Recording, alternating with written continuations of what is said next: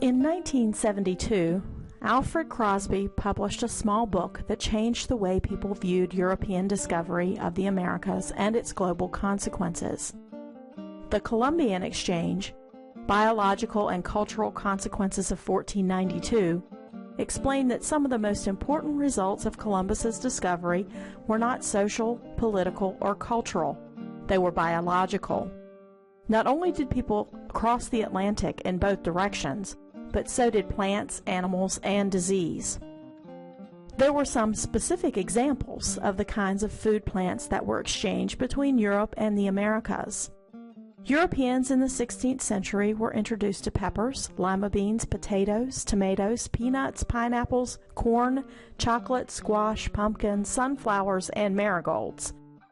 While they brought items such as lemons, oranges, peaches, pears, lettuce, cabbage, wheat, rice, bananas, and coffee to the Americas. That's right, coffee came from Europe to the Americas. Europeans also brought with them several types of animals. Horses, pigs, cows, sheep, and even honeybees were introduced to the Americas during the early 16th century. The only native animal that Europeans transferred back home was the turkey. The most destructive biological exchange between Europe and the Americas was that of disease. Native Americans had no immunity to the many germs Europeans could easily overcome. Illnesses like smallpox, typhus, malaria, measles, and whooping cough caused the deaths of thousands of Native Americans after Columbus's discovery. Investigation indicates that few diseases moved to Europe from the Americas.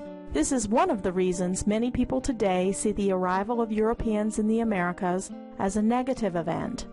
But it is important to understand the Columbian Exchange in the correct historical context.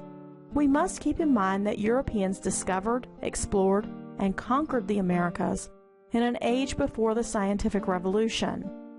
It was still an age of ignorance and superstition, when no one really understood how disease spread.